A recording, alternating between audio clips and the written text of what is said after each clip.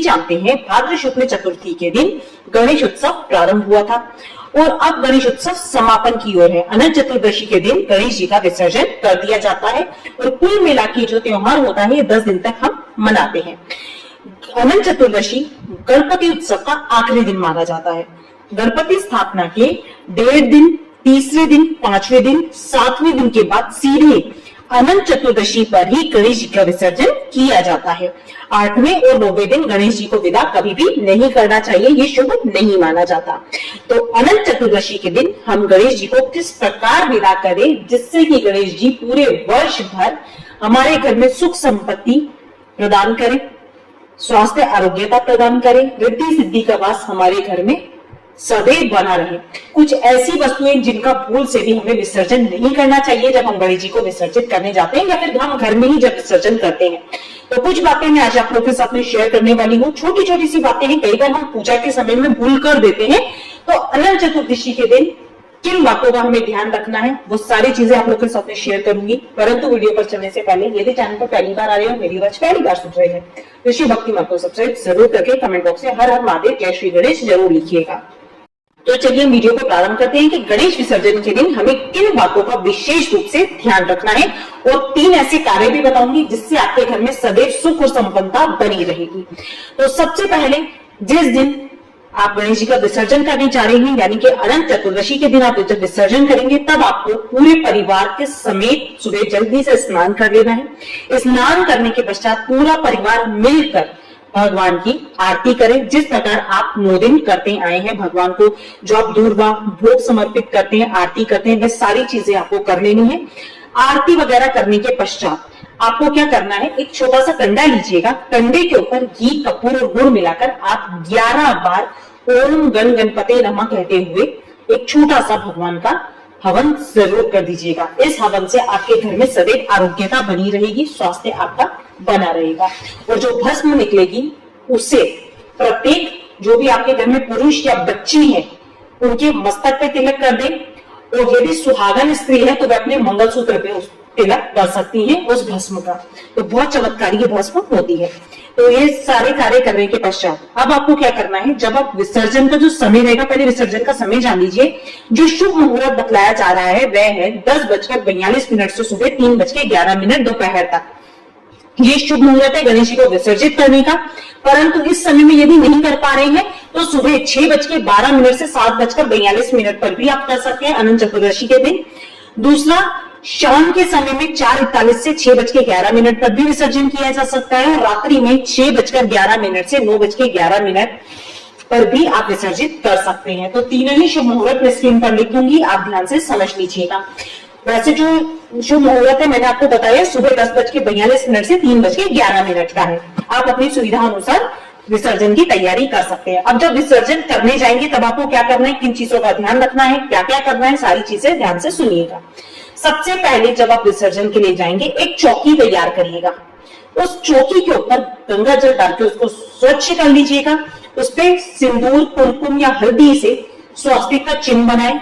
उसके ऊपर लाल या पीले रंग का सफेद आप वस्त्र भी बिछा सकते हैं। सफेद, लाल, पीला तीनों में से कोई सा भी रंग आप ले सकते हैं। साफ शुद्ध होना चाहिए, धुला हुआ वस्त्र होना चाहिए या कोरा वस्त्र भी आप ले सकते हो।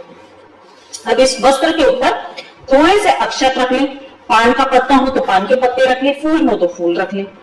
इस तरह से आपको चौकी तैयार करके पास में रख लेनी है। अभी गणेश जी को इस पे आपको बिछाना नहीं है। जब आप विसर्जन करने जा रहे होंगे जिस समय पर, उससे पहले आपको सबसे पहले तो भगवान की विशेष रूप से पूजा अर्चन करना है, क्योंकि 9 दिनों तक यदि भगवान की सेवा में कोई कमी रह भी गई हो तो आप अंतिम दिन में उसे पूर्ण कर सकते हो। भगवान को सबसे पहले मस्तक पे आप तिलक करें। तिलक करने के पश्चात अबीर गुलाल चढ़ाएं।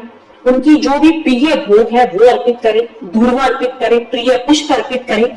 सारी चीजें विधि विधान से आप पूजन अर्चन करें जब आप विसर्जन के लिए जा रहे हो। सुबह की पूजा के पश्चात विसर्जन की पूजा आपको जरूर करनी है, जो विधि मैंने आपको बताई।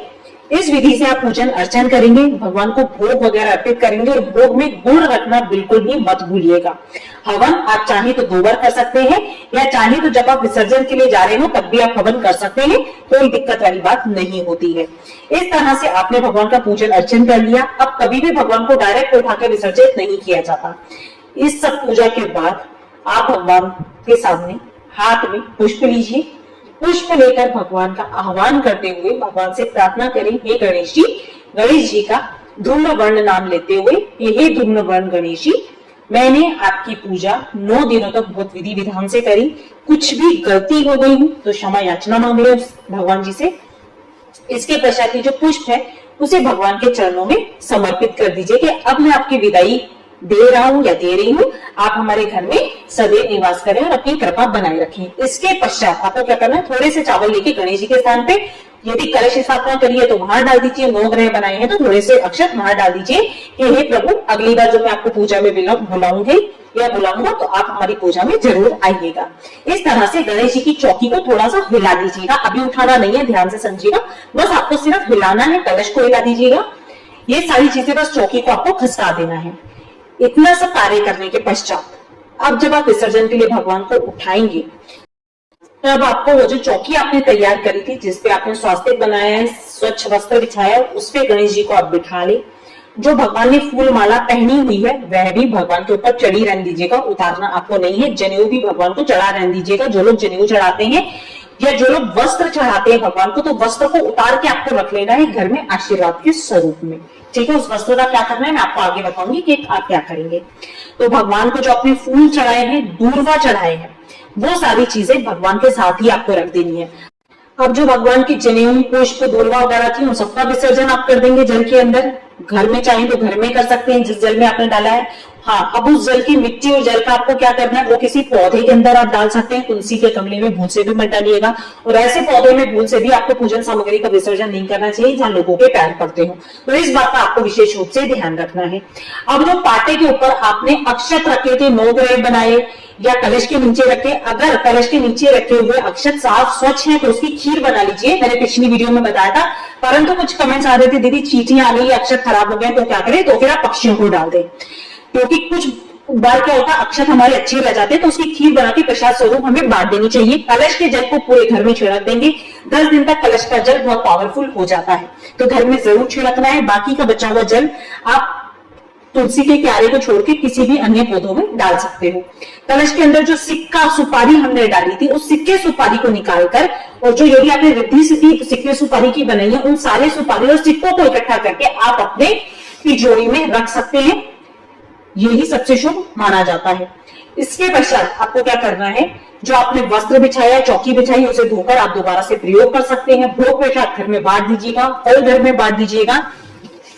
अब जो कमेंट्स आ रहा था, जो भगवान को अपने वस्त्र पहनाए उसका क्या करना है, उस वस्त्र को आशीर्वाद स्वरूप ही हमें घर में रख लेना है। अब एक विशेष उपाय ध्यान से सुनिएगा। आखिरी दिन है गणेश जी का, जाते जाते भगवान से एक दूर्वा उठाकर आपको अपनी चौखट पे लगाकर उस दूर्वा को गणेश जी के नाम से, रिद्धि सिद्धि के नाम से अपने तिजोरी में स्थापित कर देना है। यह पहला उपाय है। दूसरा उपाय, यदि आपके घर में रोगग्रस्त कोई व्यक्ति है तो गणेश जी से एक दूर्वा उठाकर उस व्यक्ति को चबाने के लिए आप दे सकते हैं प्रसाद स्वरूप, उससे भी उस व्यक्ति के रोग दूर होते हैं। तीसरा उपाय, यदि आपके घर में बच्चे पढ़ाई में कमजोर है, ये उपाय मैंने पहले भी बताया था, तो गणेश विसर्जन के दिन बच्चों से 7 दूर्वा शहद में डुबा के जरूर चढ़वाएं, जिससे कि बच्चों में भी गणेश जी जैसी बुद्धि आएगी। तो ये 3 विशेष उपाय थे। अब एक चीज और विशेष आपको ध्यान रखनी है, जब भी आप गणेश जी को जब विसर्जन करने लेकर जाते हैं, आपकी कोई विशेष मनोकामनाएं हैं जो पूर्ण नहीं हो रही है, तो बप्पा से कान में उस मनोकामना को आप जरूर कहें और भगवान से प्रार्थना करें कि हे बप्पा, इस मनोकामना को मेरी जल्दी से जल्दी पूर्ण करिएगा और अगले बरस जल्दी से जल्दी आइएगा। कहा जाता है गणपति बप्पा मोरया, अगले बरस तू जल्दी आके प्रभु, इस बार मुझसे यदि कोई गलती हो गई हो तो क्षमा करे, अगली बार हमारे घर में दोबारा से प्रस्थान करे, मैं विधि विधान से आपका पूजन अर्चन करूंगा। तो इसी तरह से आपको विसर्जन करना है। विसर्जन की छोटी छोटी जानकारियां मैंने आपको दी थी। रिद्धि सिद्धि की बिंदी आप जरूर लगाइएगा। जिस तरह से आप बहुत विधि विधान से भगवान को लेकर आए, उसी तरह विधि विधान भगवान का विसर्जन भी उसी विधि से आपको अच्छे से करना चाहिए। तो आशा करती हूँ जानकारी पसंद आई होगी, जानकारी पसंद आई हो, लाभप्रद लगी हो तो वीडियो को लाइक जरूर करिएगा। चैनल पर पहली बार आने और मेरी बात पहली बार सुन रहे हैं तो शिव अपनी माँ को सब्सक्राइब जरूर करिएगा। मिलते हैं अपने नेक्स्ट वीडियो में, तब तक के लिए श्री शिव नमस्तुभ्यं, जय माता दी दोस्तों।